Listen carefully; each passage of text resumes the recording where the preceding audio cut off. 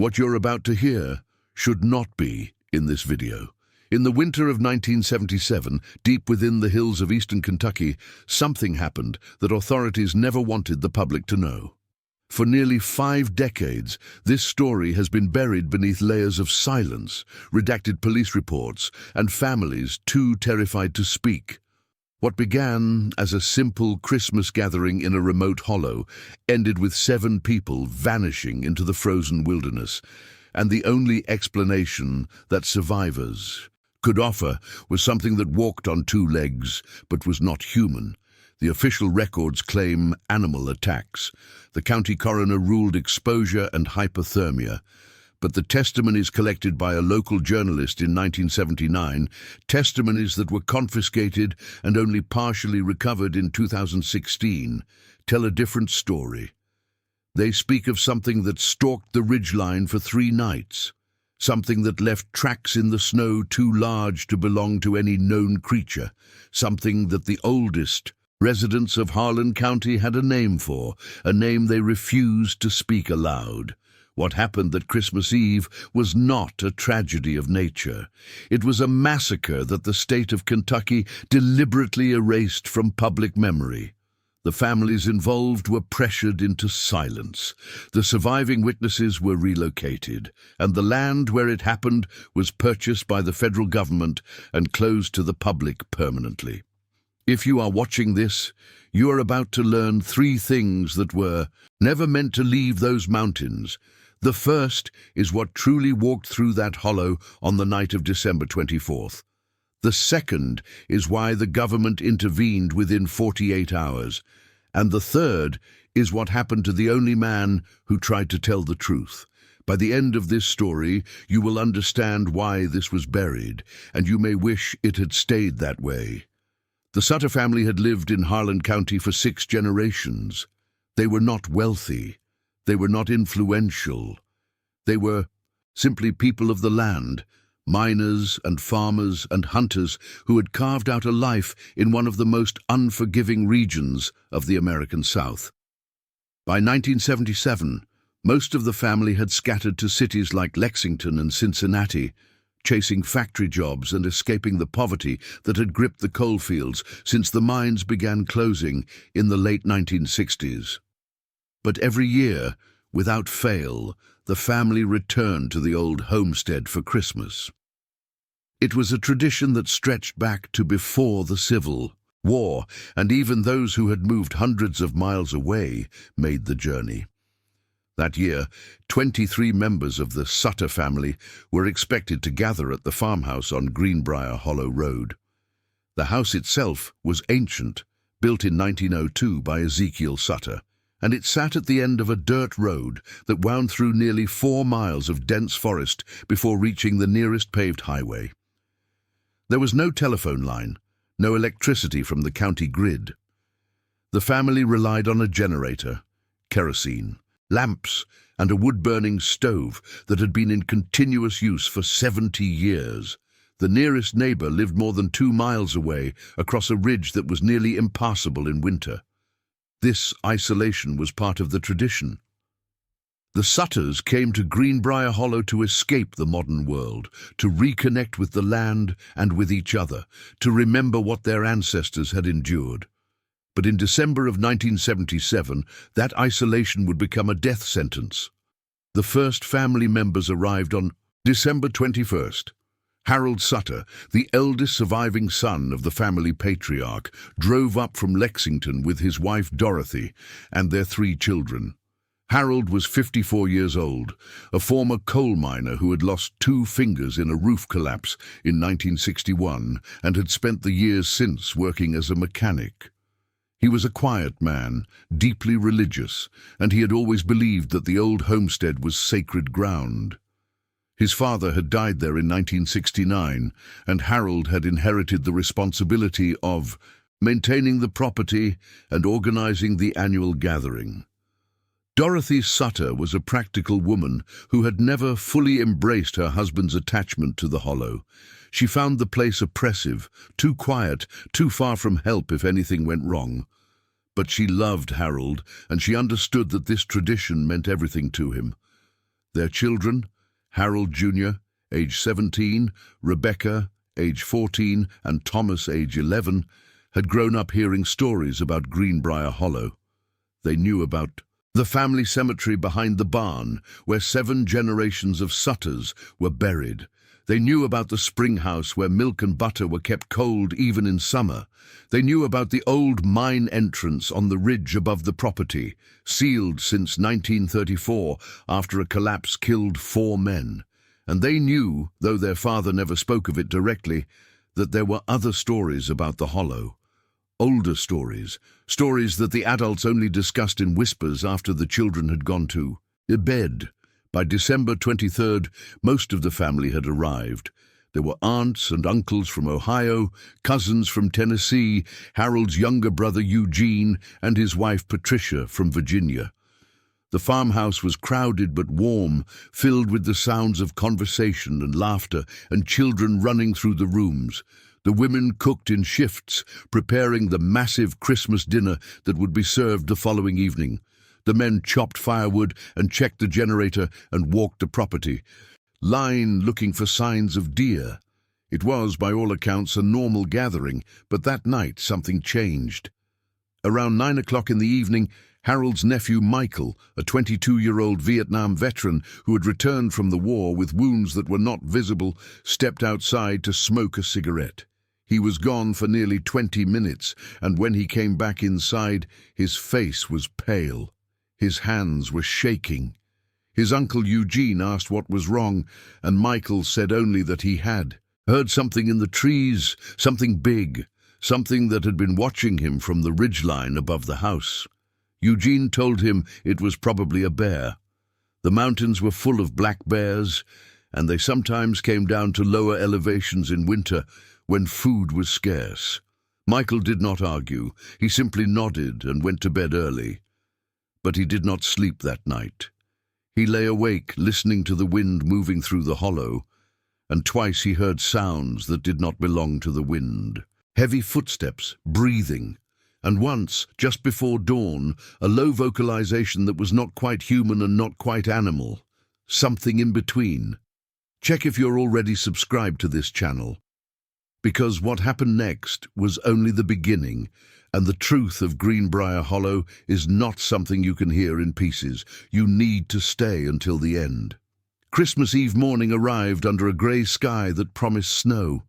The temperature had dropped below freezing overnight, and ice had formed on the windows of the farmhouse. The children woke early, excited by the holiday and unaware of the tension that had settled over some of the adults.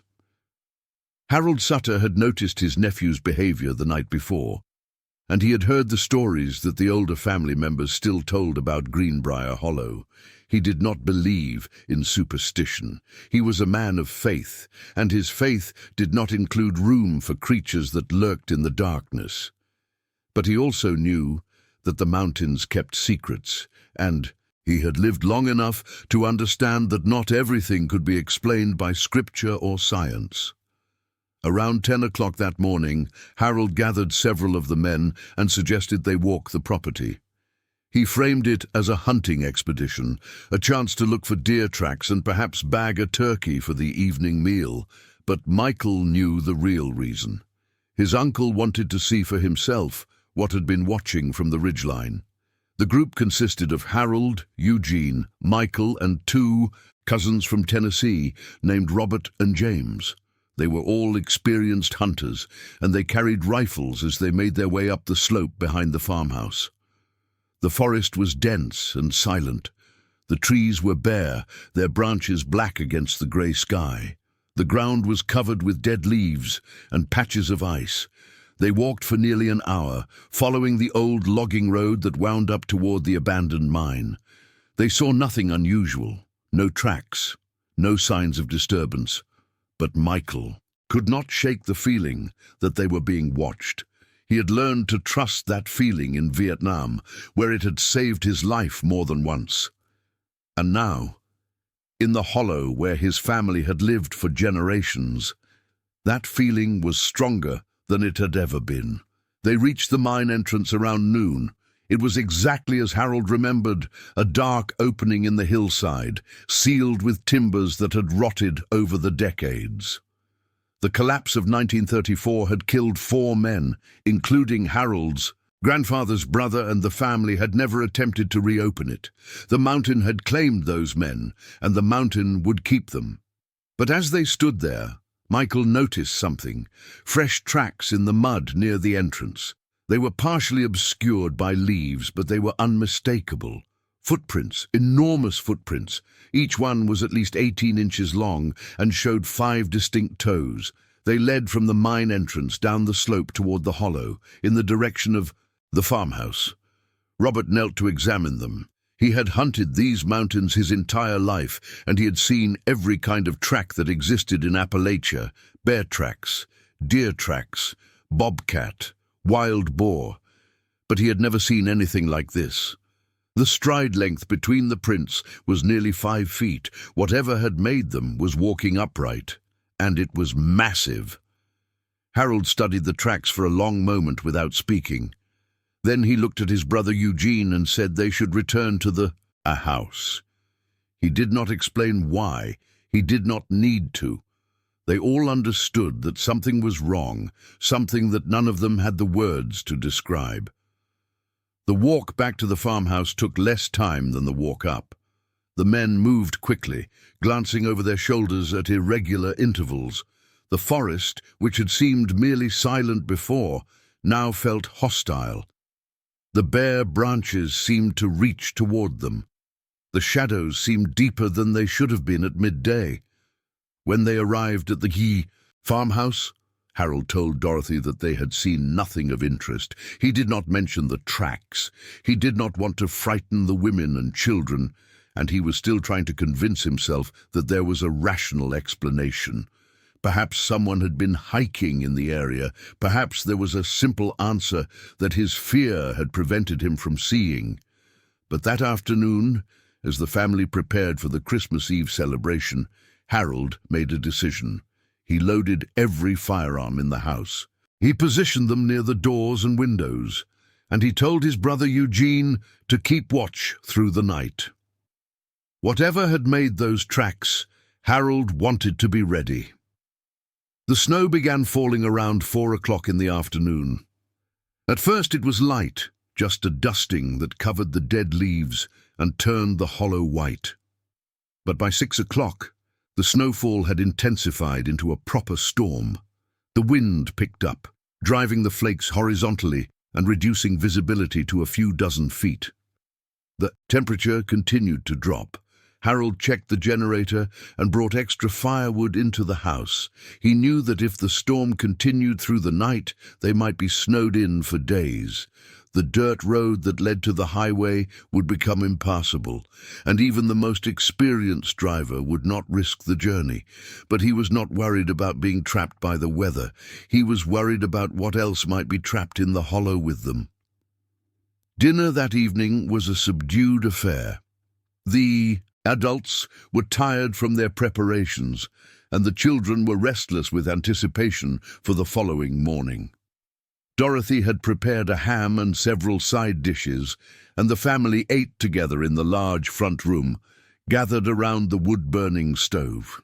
The kerosene lamps cast a warm glow over the faces of the Sutters, and for a brief moment it was possible to forget the unease that had settled over the hollow. After dinner, the children were sent to bed in the upstairs rooms. The key adults remained downstairs, drinking coffee and talking quietly about family matters. Around 10 o'clock, Michael stepped outside again to smoke.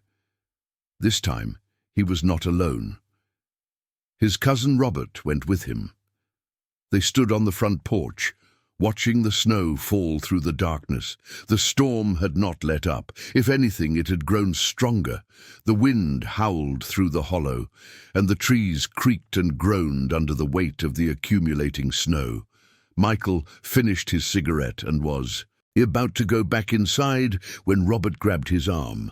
"Listen," Robert said. Michael listened.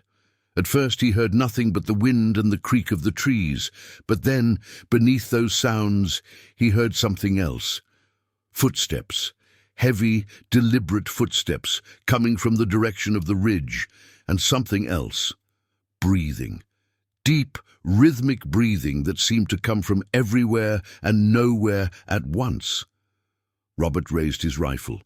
Michael did the same.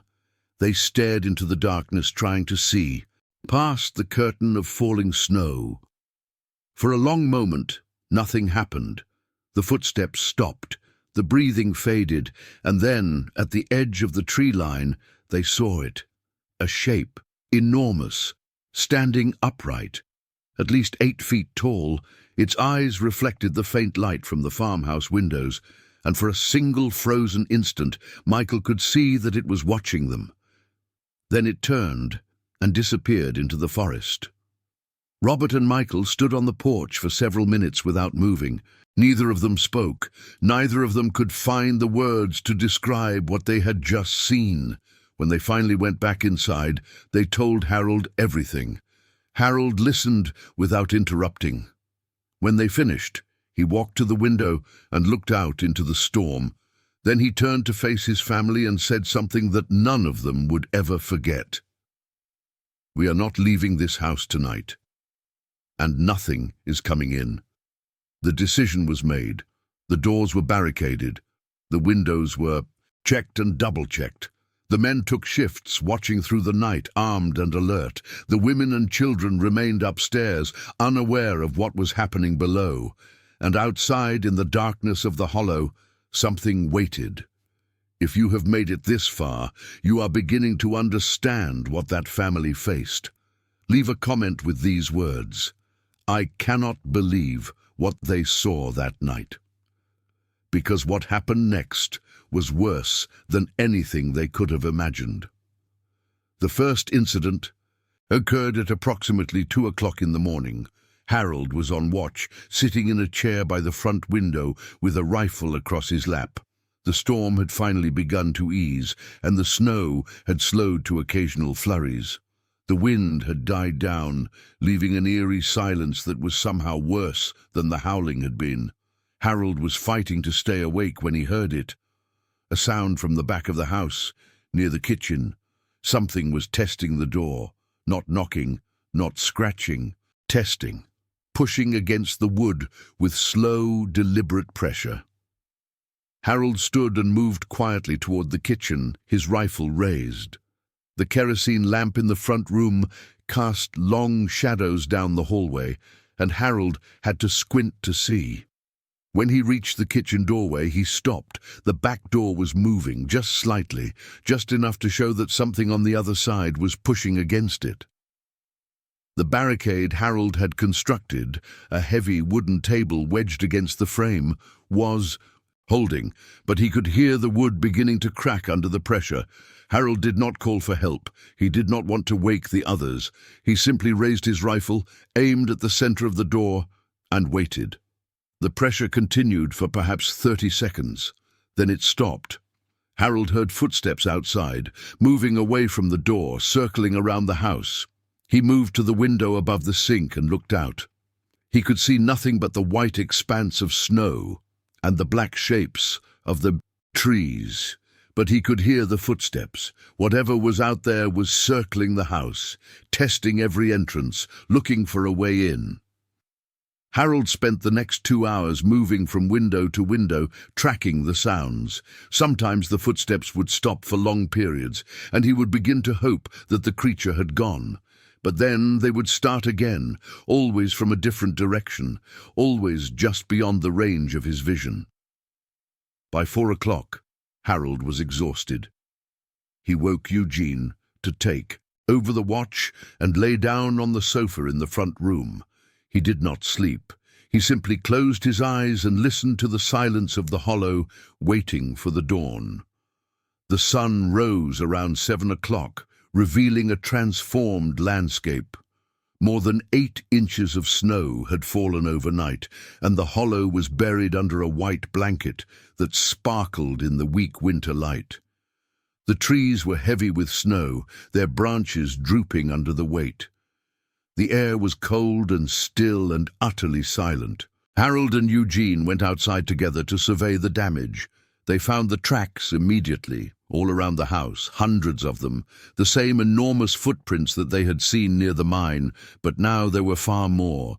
Whatever had been circling the house had done so for hours, walking the same path over and over, never quite approaching the walls, but never leaving either.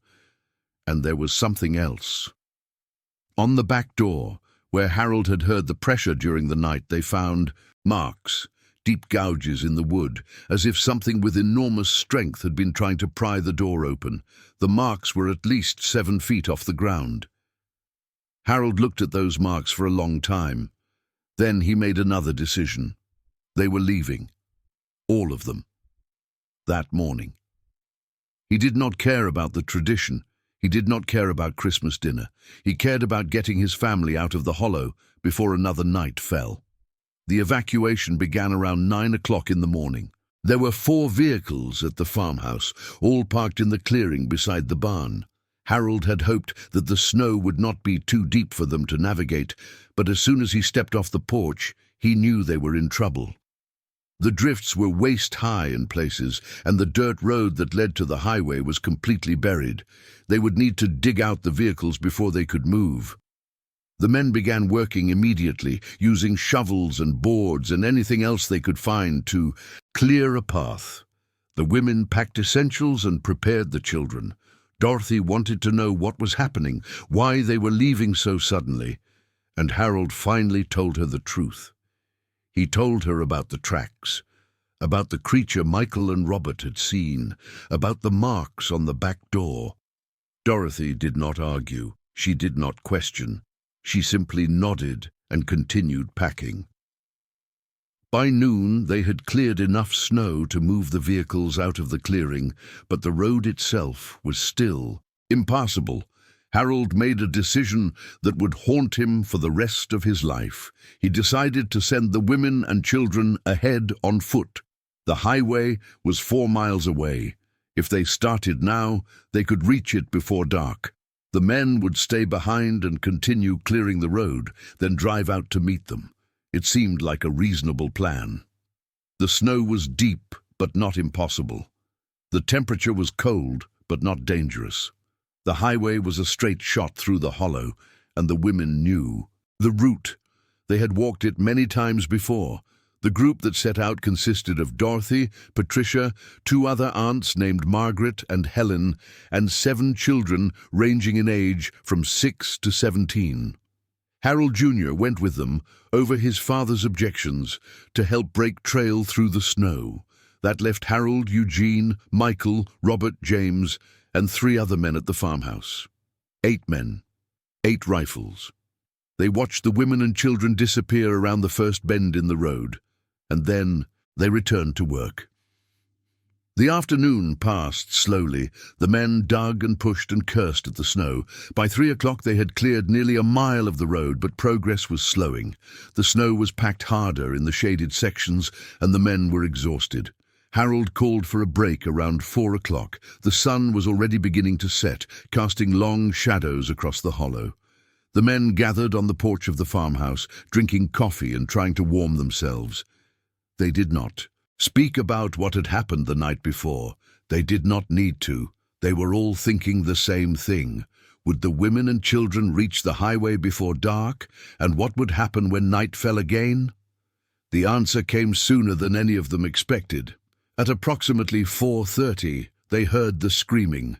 It came from the direction of the road, from somewhere beyond the first bend, where the forest closed in and the hollow narrowed to a thin passage between 2 ridges. It was a woman's scream, high and terrified and cut off suddenly, as if something had silenced it. Harold grabbed his rifle and began running. The other men followed. They ran through the snow, through the fading light, toward the sound of the screaming. It took them nearly 15 minutes to reach the place where the road bent around the ridge. What they found there would remain burned into their memories until the day they died. The snow was red. The women and children were scattered across the road, some lying motionless, others crawling toward the trees, and standing in the center of the carnage, illuminated by the last rays of the setting sun, was the creature. It was taller than any man. Its body was covered with dark hair. Its face was almost human, but distorted, twisted into something that belonged in a nightmare. And in its arms it held the limp body of Thomas Sutter, Harold's youngest son. Harold raised his rifle and fired. The shot struck the creature in the shoulder, and it let out a sound that was neither a roar nor a scream, but something far worse. It dropped Thomas and turned toward the men. For a single instant, Harold looked into its eyes, and he saw intelligence there, rage, and something that might have been hunger. Then the creature turned and ran into the forest, disappearing into the darkness between the trees. It moved faster than anything that size should have been able to move.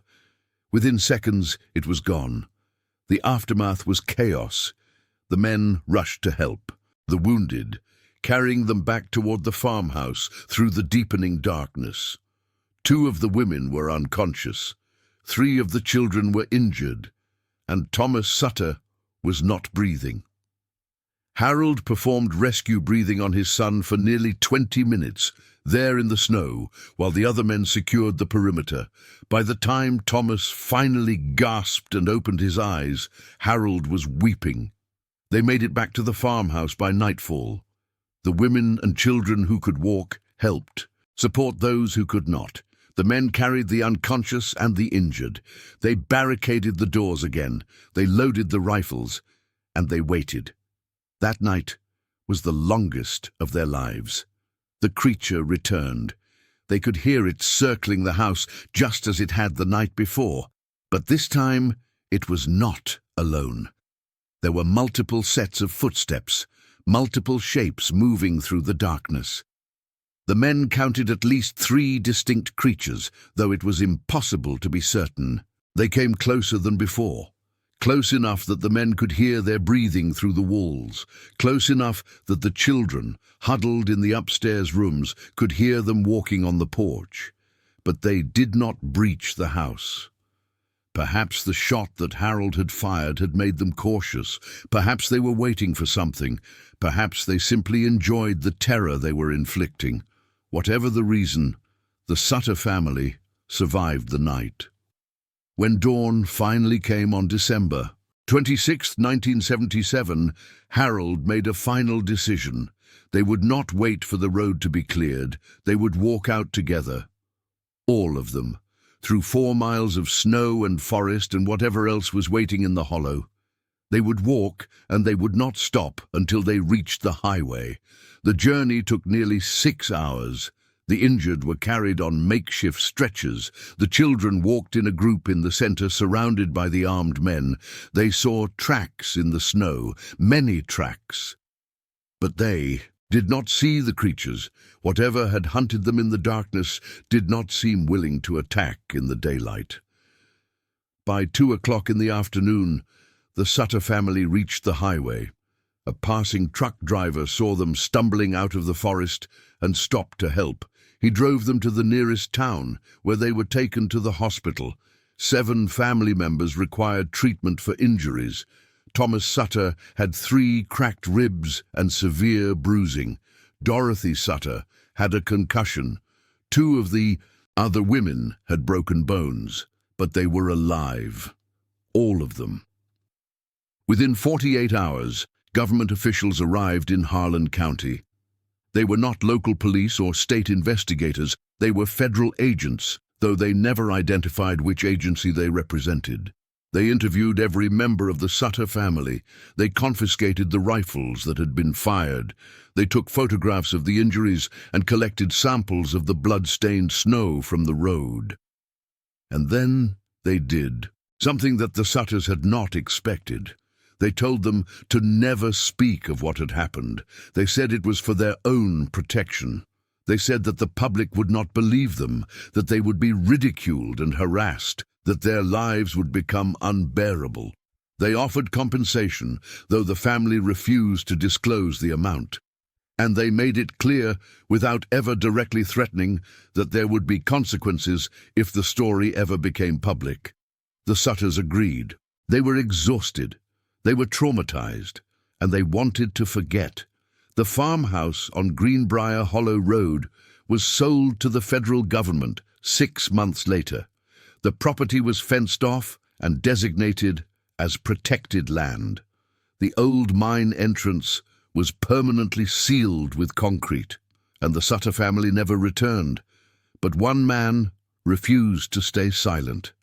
A local journalist named David Carver had heard rumors about what had happened in the hollow, and he spent 2 years tracking down the story. He interviewed family members in secret. He obtained copies of police reports that had been filed before the federal intervention. He even managed to locate 2 of the government agents who had conducted the interviews, though neither would speak on the record. In 1979, Carver completed a manuscript that detailed everything he had learned. He called it The Hollow Truth, and he planned to publish it through a small regional press. But before the book could be printed, something happened to David Carver.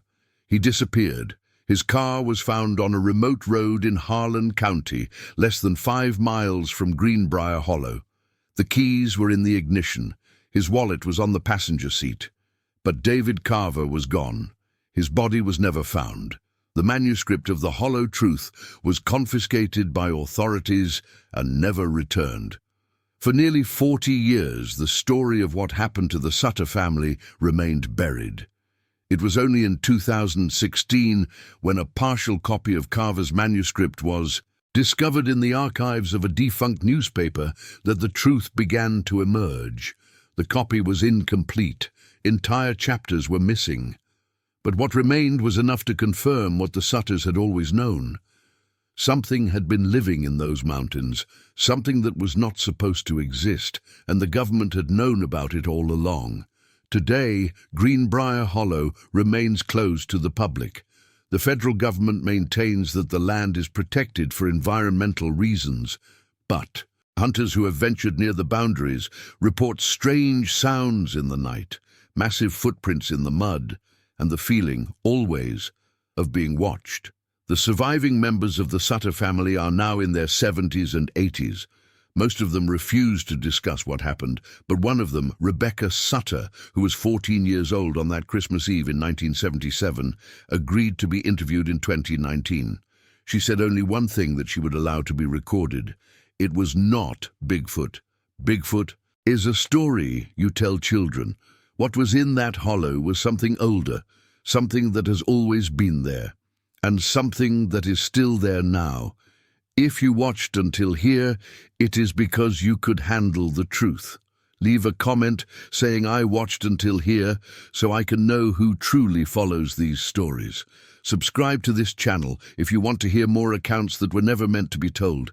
Leave a like if this story stayed with you.